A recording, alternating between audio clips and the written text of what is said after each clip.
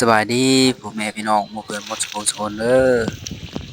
มื้อนี้ก็มาพบมาพอกันคือเก่าพี่น้องยิ้มเลยมากัน มื้อนี้ก็มีงานสบายทอนบ้านเฮามีงานเด้อพี่น้องเด้อ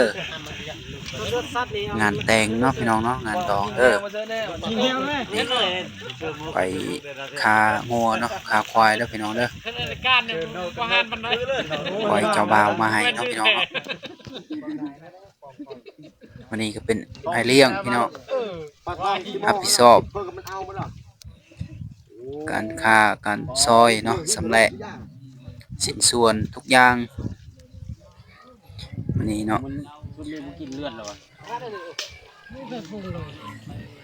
ควายก็ใหญ่อยู่ได้อพี่น้องใหญ่อยู่เนาะควายเถิกพี่น้องเอาไปเลี้ยงนี่โอ้คักเขากำลังงามเลยประมาณน้องปลายเนาะก็ได้น้องหนึ่งเนาะกับน้องปลายเขาว่าเนาะน้องปลายสองน้องก็ได้เนาะเป็นเครื่องกลางอะนะเอิ้นว่าน้องปลายเนาะอยากสิเอิ้นได้พี่น้องบรรยากาศก็ดีหลายคนสามัคคีกันเฮ็ดให้มันสำเร็จไปด้วยดีเนาะพี่น้องเนาะขอเสนอบุญบ้านเฮางานบ้านเฮาสามัคคีกันไว้รักแพงกันสามัคคีกันช่วยเหลือกันพี่น้องกำลังปาดคอควายพี่น้องเลือดหลายฝีมือบ่ธรรมดาเด้อมือปาดของควายมือปาดเลือดนี่บ่ธรรมดาพี่น้องเลือดออกมาหลายเลือดเฮ็ดเลือดแปลงก็ได้นะพี่น้องเด้อโยมไปต้องการเนาะเฮ็ดเลือดแปลงเนาะเฮ็ดศกเล็กก็ได้เนาะเฮ็ดศกเล็กแซ่บเฮ็ดศกเล็กพี่น้องแต่ว่าเฮ็ดจะบ่ค่อยได้กินเนาะพี่น้องเนาะยามเจ็บท้องพี่น้องมันบ่เข้ากับธาตุปานใดเนาะเลือดแม่นแล้วเนาะพี่น้องเนาะเลือดออกมาหลายเกือบเต็มชามกำลังเซ็กเบิ่งอีกเซ็กสิ้นเลือด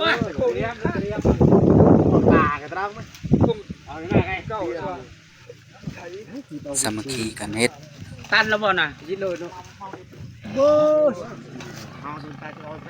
งานดองพี่น้องเมื่อวานนี้เนาะเมื่อวานกับมื้อนี้เนาะพี่น้องเนาะกำลังฉลองอยู่งานดองนี่ก็ใหญ่เติบพี่น้องงัวตัวหนึ่งเนาะควายตัวหนึ่งมื้อเช้านี่ก็ฆ่างัวแล้วพี่น้องงัวเถิกเนาะนี่ก็ควายพี่น้องโอ้อาหารสำสิกินนี่กำลังเผาเลยพี่น้องระวังมันถือกระซานได้ลงแหละเอาเฟืองมาอีกหน่อยนึงได้มั้ยเอาเฟืองตัวที่เฮาปั่นเนาะปั่นออกมาที่จักรนะพี่น้องเอาไปเผาเนาะเผามันคนออกพูดเนาะตรงโตเลยแม่ความสามัคคีเนาะสามัคคีกันเนาะผู้ละเล็กผู้ละน้อยผู้ละไม้ผู้ละมือเห็นแล้วเนาะพี่น้องเนาะอันนี้ก็กระจีนเอาควายเอาบ่ได้สำเร็จดิบเนาะบ่ได้สำเร็จดิบเด้อมีแต่เฮาเผาเนาะแต่ว่าบางพื้นที่บางท้องถิ่นก็ได้สำเร็จเอาเลยพี่น้องมันลามแล้วเป็นต้องได้เผาอีกเนาะสำเร็จเอาซีนมันเนาะหนังมันไว้หนังมันก็สำเร็จออกต่างหากเนาะอันนี้บ่เนาะกินทั้งหนังทั้งติดตอกตึงซีนเลยเนาะพี่น้องเนาะเผาเอาสบายบ่ยุ่งบ่ยากเนาะเผาแล้วกำลังสิขูดดิบๆเนาะกำลังเสกเบิ่งว่าไหม้หมดแล้วหรือบ่คนเนาะหลังจากเฮาเผาแล้วเฮาต้องใส่รถไถลงสระนะพี่น้องเนาะขูดคนมันออกเนาะพากันดึงหนักเติบเนาะหนักช่วยกันนี่สุภสิทธิ์เพิ่นว่าเนาะหัวไหลลักจึงมั่นพี่น้องเนาะหัวไหลพี่น้องไหลสั้นจึงดีเพิ่นว่าได้ ความสามัคคีคือบ่เกิดแห่งความสำเร็จเพิ่นว่าเนาะพี่น้องเนาะนี่ก็สามัคคีกัน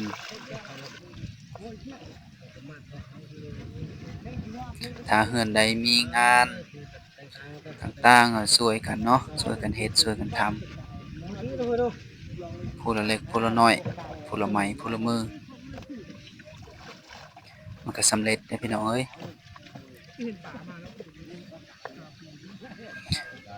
เนื้อกำลังงามงามแบบว่าแดงคือๆเนาะแดงใจวายเลยเลือดแดงสีนขวายเนาะพี่น้องเนาะหนังมันก็เลือกเฮ้ออยู่ตาแซ่บพี่น้องซอยจุคักขนาดเลยนี่พี่น้องเฮ็ดซอยจุเนาะซอยจุก็ตับหวานคักขนาดเลยพี่น้องสดๆร้อนๆเลยนี่กินนี่โอ้สุดยอดใส่ซอยจุเนาะใส่ซอยจุคือว่าสะออนคักสะออนแน่เลยแหละนี่เนาะใส่ซอยจุนี่เบิ่งซีนขามันเป้าแดงใจวายอยู่พี่น้องคักขนาดเสื้อห้องไห้มันก็ป้าบักใหญ่เสื้อห้องไห้พี่น้องเพิ่นน่ะกำลังปาดเสื้อห้องไห้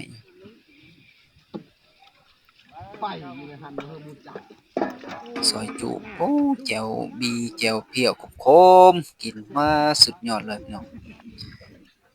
ตอนใหญ่ๆคุยใส่โอ้คักหนังสุดยอดหลายพี่น้องหนังเนาะงามอันนั้นไม่ได้ตายที่เขาก็มือนี่ไม่ได้กินเครื่องเลยมือกับซากอีก เฮ้ยตกอีกเด้อ เออ ตกนี่ ใคร ตาย กินได้กินเนาะพี่น้องเนาะใครกินบ่ได้ก็บ่กิน อันนั้นอยู่ข้าง กินสุกเอาใครกินดิบบ่ได้กินสุกเอา เลย พี่น้อง เคยคามันก็ได้ แทงเอาลมมันออกพี่น้องแทงเอาแก๊สมันออก ทุงก็หมดเลยยังจังอันนี่ แก๊สออกเนาะ ยังสองอันหนึงหั่นน่ะ อย่ามันแตก อันเดียว พี่น้อง ยังบ่อยู่พุ่น สำเร็จใกล้สิแล้วนี่พี่น้องแยกชิ้นส่วนแล้วเนาะเอาขาเอาสันหลังสันในสร้างออกแล้วก็ ตอกเอาเยี่ยมมาเรียบ เอาพุงเอาบีเอาตับมันออกมาพี่น้องบัดนี้นะ แกนั่งแกหน้า สามัคคีกันเฮ็ดเนาะผู้ปาดผู้ย่อผู้มัดเนาะ ปิ้งเหรอ ความสามัคคีคือพลังแห่งความสำเร็จพี่น้องเอ้ยแต่ละบอนแต่ละพื้นที่แต่ละงานต้องมีความสามัคคีหักแพงกันเนาะเรียกงานบ้านเฮาช่วยเหลือกันหนักช่วยกันหาบก่อนเนาะหยาบช่วยกันดึง ลูกลามเลยขมังได้ไปเลย ถ้าเฮามีความสามัคคียากส่ำใดหรือว่ามันจะหยาบส่ำใดเฮาก็สามารถดึงให้มันขาดได้เนาะพี่น้องเนาะ พาไปเช็ดได้ไหม กำลังเอาเครื่องในมันออกมาพี่น้องโอ้สุดยอดเลย 3,000 ลืบกับเป้าสุดยอดเลยพี่น้องสดๆนะเนาะสดๆใหม่ๆโอ้นะ ลามตะแรงได้ที่แก้ที่ของเลย ตับไข่หลังโอ้คักหลายพี่น้อง แก้ที่เนาะ สำเร็จ ได้ที่ของได้ที่ กำลังแยกชิ้นส่วนออกมา เสียอย่างเดียว สันมันออกขนาดสัน กำลัง เลย สอบพี่น้องกำลังสิเอา ขนาดสันเลย เพี้ยมันเนาะสิเอา ไรก็สำคัญไรเป็นของโทมาสั้น สุดยอดเลย ห้าง ขี้โพนมันก็เฮาเอาไปเกลือปลาก็ได้ ห้า เด้ ม อ เด็ พี่น้องดขาดเลย เอาไปให้ปลากินเนาะ เข้าเข้าไปป้าท่านเลยจ้ะ มีประโยชน์ได้เนาะ เข้าไปป้าท่าน เอาไปทิ่มให้ปลาเนาะปลามากเนาะโดยเฉพาะมันปลาดุกบ่ปลานิลโอ้สุดยอดหลาย เอาแต่เสียหางมันขาดบ่ได้เลย รถก็คาพี่น้องลงไปเลิกหลายรถก็ปินด้วยเลยอยู่พากันดึงพี่น้องเนาะการสำเร็จคอยก็เบิดแล้วเนาะพี่น้องเนาะสำเร็จเป็นที่เรียบร้อยแล้วใส่กระเป๋าใส่ถุงอย่างเรียบร้อยแล้วรอท่าแต่ดึงรถไถขึ้นมาแล้วก็พากันมือกันเนาะขอบใจหลายๆเด้อบ๊ายบาย